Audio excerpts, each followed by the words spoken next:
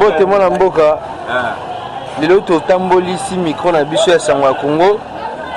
budget oyo tata ekolo alobaki eza ya 10 milliards po eza na intérêt ya peuple congolais bande kotaki na assemblée nationale po ezalaki recevable ti sikoyo nanu bamettre yango na application te. Mwa commentaire na yo par rapport pe nde dollar emati bino bacommerçant bozosuka ndenge nini? Commentaire ya dollar epana biso eza pasi mpona biso parce que nde tozali bozoza baresponsable tokutaka bandako tokutelaka bana baklasse makambo eza ebelebele vivaka na mwa bamimbongo tosalaka likele mais ndenge dollar emati boye donc eza pasi mpona biso pasi nyonso ozozongela biso population kaka antuka baloba solution makambo na bango ezala plus eumela lisusu te bayeba ndenge kozwa solution mpona makambo toza nango na situation eza malamu. Bon, par rapport à budget, par rapport à 11 mois yango par rapport à budget wana tuka toyebi tosepeli na budget babotaka 10 milliards toyebi tosepeli yango kosunga mpona makambo ya bato ya dollar soki ezali ke yango kosunga basala effort bamettre yango en pratique de façon ke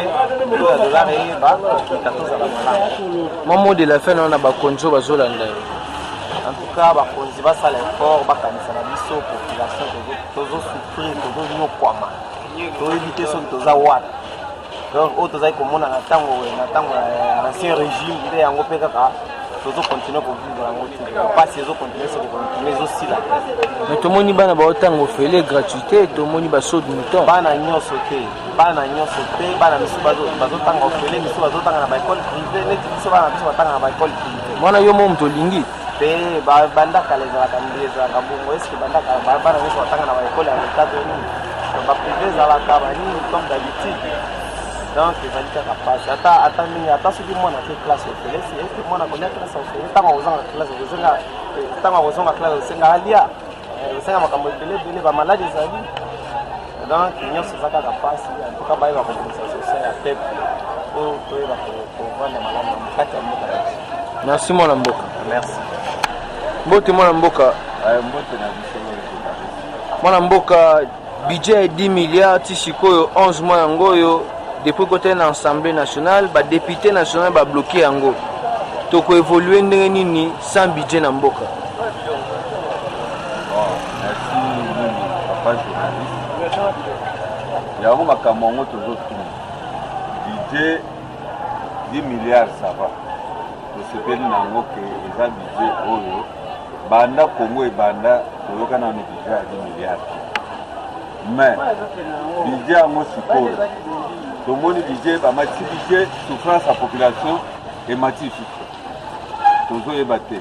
ndenge nini tokoki kosan sortir epuis toza pembeni ya bafete oyo toza na possibilité ya kosombela ni bana elamba kolata te bana na bonane soki bakolia nini jusque là tozobitala na biso toyebi te eloko yango soki tosala ndenge mpona budget tosepeli nango mais eloko eza nécessaire bamettre yango en pratique eza te ke tokaka 10 milliards na sango na sur le terrain boye 10 milliards wana ezosala eloko moko te nde préoccupation na biso yango wana. Bon, par rapport à l'inflammation monétaire au tomoni dollar et mati oboyi koloba boni na ba réalité tozokuta nango bino ba commerçant ka mingi te pe de toza na mois de décembre ba feti bozo suka ndenge likambo ya dollar wana tozotala kaka régime na biso oyo tosepelaki ke tozwi bokonzi ya sika a partir ya bokonzi ya sika nde peut-être makambo malamu ekoza tozoespere toujours mais komata dollar epesi pasi po lelo so oza na franc congolais na maboko ozomona ke eloko moko ezosala eza te biso oza baaméricain te biso oza bacongolais tozosenga na bamikonzi bapesa mbongo na biso valeur ezala na valeur po ke biso tovivaka na dollar te ne tozali na bawenza nani atekaka na dollar biso totekaka en franc bapesa mbongo na biso valeur po yango nde elesaka biso yango nde tosombaka biloko kolia yango nde totambolaka tokoki kopesa dollar valeur koleka mbongo na biso te mais bango nde sikoyo bapesa mbongo na biso valeur ezonga ndenge ezalaki kala ezalaki un zaïre deux zaïre valait combien $1 $2 un zaïre kala mais pourquoi pas lelo bakozongisa valeur wana Bon, par rapport à King Bopé, Toto Yesu, Ana Zikida, Tomoni Salité, éviter Zamboula, To, les Alara, ça a été boué. King Bopé, président de la République, la gouverneur, à la 5e opération. Mais, et là, comment vous en tout cas, on a toujours le bayango à haute fois. Toujours, c'est un gouvernement, ça l'effort, va tirer les biseaux à poubelle. Poubelle de maman na lika tokongo komba tolongoli basalite nyonso bu totie libanda wana basalite wana so mbule bete ezongisu na kati ya ne poubelle eza te même bamama oyo bazoteka oyo biloko nyonso basalite nyonso bazoteka aobwaka ngwa soki poubelle ezalaki ke moto akomi na pokwa bato bakomi bazwi batie na poubelle mituke ye elongoli poubelle wana eke kobwaka mais tozosenga na gouvernement basala effort batiele biso bapoubele neti na babisika bawenze botoza na bapoubele mais mpo na sa longo mpe ezosalema komi edoa te kine eza toujours sale te tala mwa mbula ebeti awa mai ezotonda bato na bandako mpona nini bakanal nyonso mai ekendeke eza bouche neti terase oyo ezalaka eza bouche mai eza na esika ya kokende te. Mot de la fin, on a besoin d'un mot de la fin, bon, toujours la confiance dans M. Jamboka, dans la démarche de ça. Mais, et aboutir na bien. Et ça, la Moussala, n'est pas pour que le peuple, en 2023, tout renouveler la confiance. Pour l'élection, c'est l'élection, pour que l'élection, ebongaka obongisa na manda na omo soki manda wana osali malamu nde population oloba ye mokonzi wana efo tozongisa confiance epana mais soki mosala ezosala malamu te ntango tokoma na 2023 omona bato nyonso baretire confiance epana asala effort tomoni ke azosala bademarshe ya bien tozolanda na bainformation bamindili bazoya bazoya mpona koinvestir na mboka na biso atie sécurité malamu surtout na este po bato wana baya basala misala na ndenge esengeli ezala te ke babomi moto awa babomi moto ekokumisa bainvestisseur barenforcer sécurité population azala l'aise na mindeli baya misala esalama na Congo. Merci Mingano. Merci beaucoup.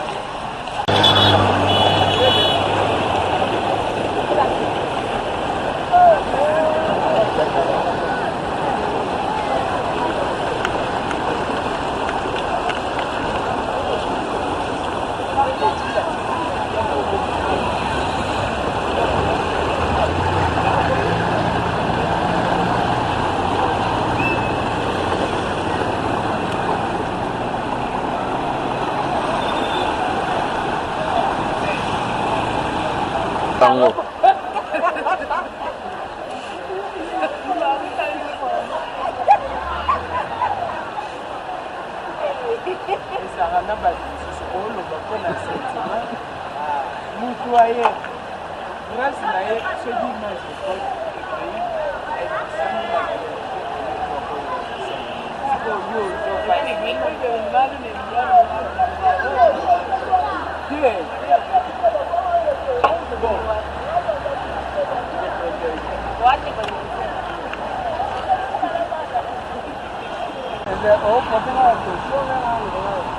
Ah, posou question. mwana mboka mbote mwana mboka bino awa bozindi bamisusu bakangami na bandako toyebi nanu te bilan soki eza li négative to positive okoki koloba boni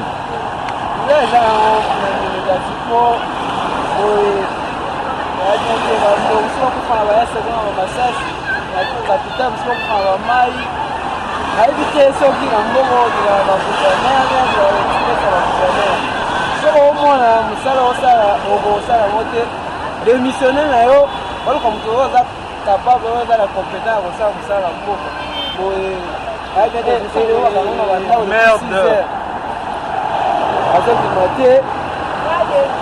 éviter bino bozamba mona même boboni sara so watu bakufi bozi wango le pourrait comme na bango mais c'est pas watikali pour protéger bango ça était pour bamona bino pour watu bakufa ka bokunda bango ici mwana mboka mot de la fin na gouverneur ya ville oyo alansaki Kinshasa bopeto me tomoni badeshe ya baplastique babouteille babidon etondi awa na kala mokolo baboni asiki bopeto te osikokiega komo kini bato bakufa so bamoni ke ye na bisi na ye bakoka makambo te eza kaka simple ya kodémissionnaire baleki bato oyo baza bakompétent bakosala mosala po population evivre peuple d'abord yango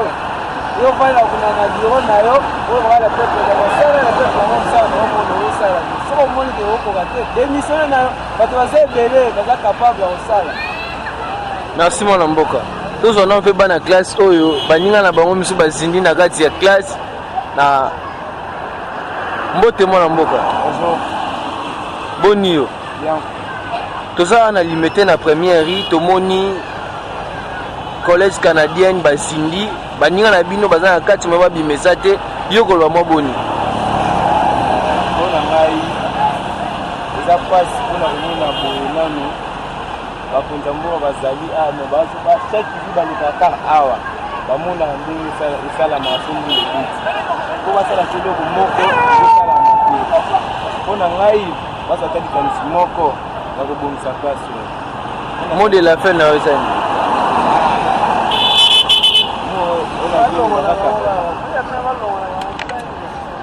gouverneur asalaka makambo na ye save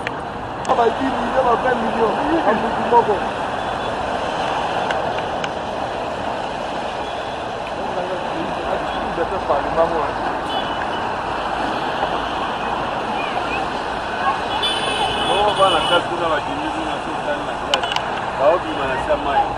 awa ekole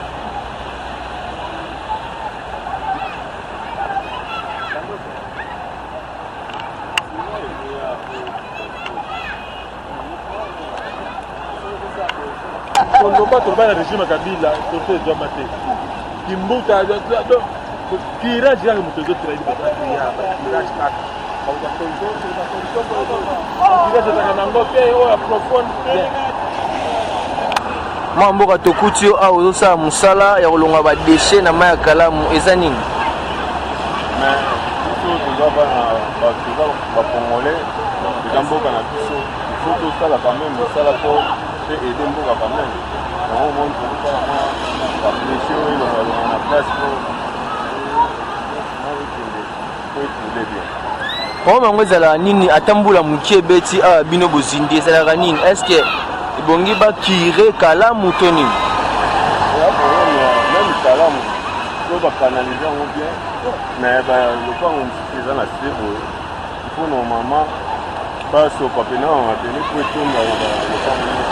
po mai ezoma po ekana mingi na balopango bakite me tomoni mpe bana kelasi awa bazindi bon yango nyonso oyo eza defo nde batongaki awa batongi place eza lokola likulu mai nyonso ezofanda na kati ezokota na kati ya bana place bana place bazala lege eza te donc nyonso ifo normalement babuka na baplace oyo nyonso batondisi mabele après omona mwa place ekozala bien monde ya fe naona baye bazolanda oyo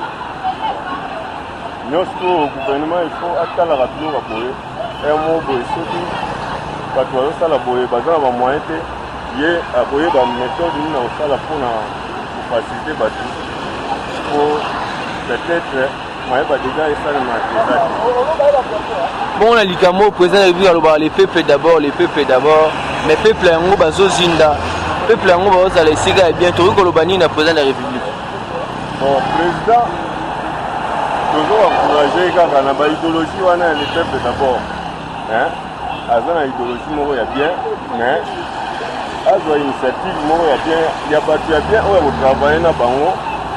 po bato wana mpe so baproche na ye baza bien bakopesa ye bainitiative ya bien epuis bango mpe nde bakotravaille omona mpe makambo nyonso ekomarche bien mais soki aza na bato moko ya mabe na pembeni na ye moi même azoloba peuple d'abord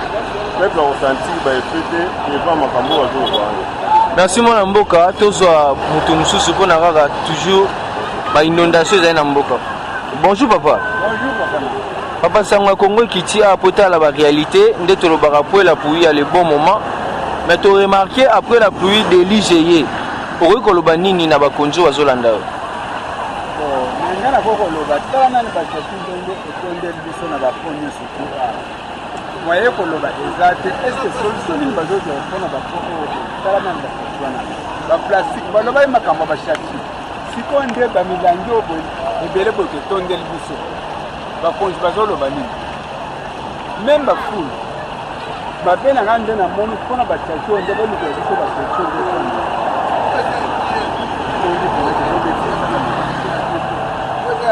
mbula oyo ebetima mokie bandatu mosusu bakufi bato misusu bakangami na bandako depuis 6 heures activité moye babima basala ta activité ezali te ya kolia mpe kutu ezomonana te okoki koloba nini na gouverneur ya ville. nga na kokoloba boye ifo alukela biso baterese ya bien afongola nzela me mpo bato nde mpesa nde baterese wana yango nde ekofongola nde mai telekaka me boye pena donc tozozina makati moye koloba eza te mot de la fin naona bazolanda yo menga nde apake solution nde ya baterese zwa susu baplastique oyo nde batika kobwaka makasi eloko nde na te nugo baplastique oyo nde bashaki makasi merci papa. Mbote mwana mboka. Mbote papa. Mwana mboka tokiti balobaka après la pluie vient le bon moment mais tomoni bandako ezindi bekole ezindi kalamu indonde okoloba boni. Bon toujours o ezamba liboso te. Nous balobaka tokobelemba te. On est là toujours pour la soutenir. Au sein na la bakonza mboka pour rôle na bango za loka bakoti. Bana toujours basenga bango yoko so kotala kutu mwana se awa omona biso awa na mososo esisima première résidentielle toza juste na kalamu rivière yolo awa tirage moko asala ngo ya bien tasaka Christophe Muzungu à l'époque akabia le faire après Christophe Muzungu asala ngo bagouverneur tout baya pour Christophe Muzungu esala biso loka bien awa mais tosenga ka tirage omona pourquoi les binda baponi bakangani mama okula utia musala na la ya polimi hata la famille na soki bazate to bazate vraiment là c'est marrant la lettre biso asuma biso pour la tirage ya venir lelo en tout cas ba parlo plus fort chaque fois que nous plus fort bota la biso elle to besoin de bandi c'est bon to comme la suite o eza port boulevard petit boulevard boulevard numba tala ya mo il y a ma et ma il est connu bientôt pe yango boko puka na mo gouvernement son biso la bolini bo mettre que bakido bala pratique et donc vraiment to c'est pas vraiment le chef côté gouverneur na basi na biso la tirage to c'est la tirage on perd vraiment que basi na biso pour la tirage yango masusi na biso loko sema mtoto mo likambo kingo peto oyo Jantiningo bila lansaki mais to mona na ba rivière Kalamu ba déchets ya plastique eleki ebele est-ce que ça yango tende mto ça ke ba mai ba bazina banda kutoboni. Merci beaucoup. Bon pour la kingo peto même biso to avant to pima to yali que to passer na ben sokola ki mwanzo to ko saki mwa mimi ko saki mwa to ko sala poto ni mato ya kujena ndenge ma opela mbuka oyo mama ba plastique za makamuto ya mutu na mutu awa no le kanda kuna eza le poko landela ba société oyo yebani que puisque oyo sala ka makambo oyo balamba ka ba déchets ba pétrole oyo baya bakanga ba société wana ezebele yebani so bakanya ngo ndo mona ba déchets lesila mais so bakanya bango ngo te yebandela na okana mo mot de la fin non bazolanda okobani mot de la fin nanga ezali kaka en tout cas basengi kaka tirage nana mposa lipa te mposa mutuka te mposa nini te susi nanga ezali bana mosusu olentour ya rivière yolo oyo bazwa quand même vie après mbula ezalaka boye binini toza air nini sikoyo si je ne me trompe pas 12 heures mais bato babibi te depuis tongo bakolia ndenge nini tosengaka gouvernement asunga bango mpo budget pa malamu budget tosenga mpe budget malamu mpona makambo ya tirage oyo en tout cas bosunga biso foni. Merci mon ambo. Merci beaucoup de vous.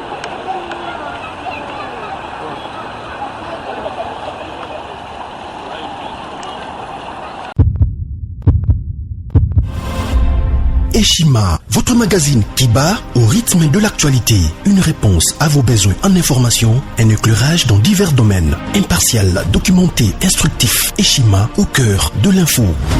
Retrouvez la nouvelle édition. Exclusivité. Sakombi Molendo, le réformiste qui vient stopper l'hémorragie, suspension des fonctionnaires peu intègre, numérisation des titres fonciers et climat de confiance avec les collaborateurs, le nouveau gestionnaire des terres congolaises fixe les nouvelles règles de jeu.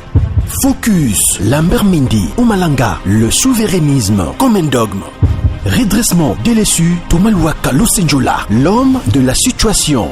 Dossier Eshima, fini les vacances, vive les rentrées. De la politique au judiciaire, en passant par les scolaires, les derniers trimestres de l'année 2019 en RDC est décoiffant.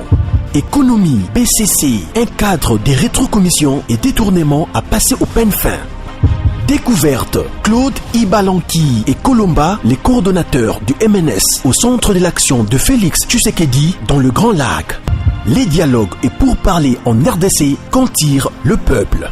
Tubaou, la clé de la mythologie kassaïenne. Retrouvez l'intégralité du magazine Eshima dans les kiosques. Eshima Magazine, un nouveau standard d'information.